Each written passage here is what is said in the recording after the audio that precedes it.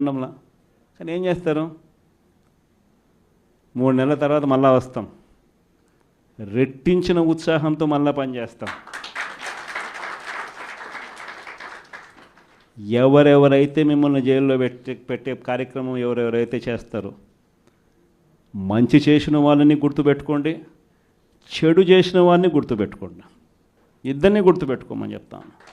ఊరికే చూస్తూ ఊరుకోం. YSR Congress party బ్రతుకుతుంది. YSR Congress party ఈ రాష్ట్రాన్ని ఏలుతుంది అని కూడా సందర్భంగా చెప్తాను. మరో 30 సంవత్సరాలు ఏళ్తామని కూడా ఈ సందర్భంగా కూడా మరి గట్టిగా కూడా చెప్తాను.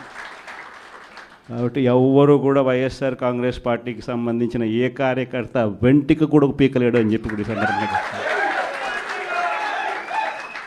ఇది ప్రతి ఒక్కరూ గుర్తుపెట్టుకోండి, ఒక్కడే గుర్తుపెట్టుకోండి.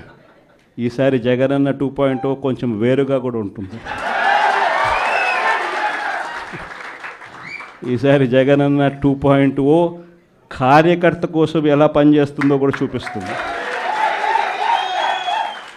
ఇది మాత్రం నేను ఖచ్చితంగా చెప్తా ఉన్నా.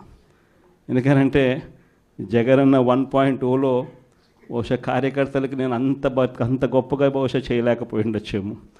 ప్రతి పథకము ప్రతి విషయంలోనూ కూడా మొట్టమొదటిగా ప్రజలే గుర్తుకొచ్చారు. ప్రజలకు మంచి చేయడం కోసమే నా టైం కేటాయించా, నా తాపత్రయపడ్డా, ప్రతి విషయంలోనూ దానికోసమే అడుగులు వేశా.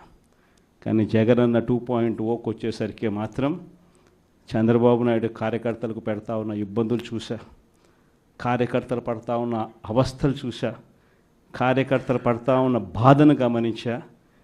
వీళ్ళ కోసం గట్టిగా మీ జగనన్న ఉంటాడని సందర్భంగా గట్టిగా చెప్తాను.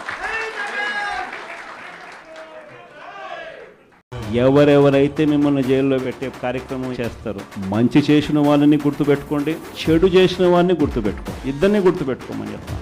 ఊరికే చూస్తూ ఊరుకో. వైఎస్ఆర్ కాంగ్రెస్ పార్టీ బ్రతుకుతుంది. వైఎస్ఆర్ కాంగ్రెస్ పార్టీ ఈ రాష్ట్రాన్ని ఏలుతుంది అని కూడా ఈ సందర్భంగా చెప్తాను. మరో 30 సంవత్సరాలు ఏళ్తామని కూడా ఈ సందర్భంగా కూడా మరి గట్టిగా కూడా చెప్తాను.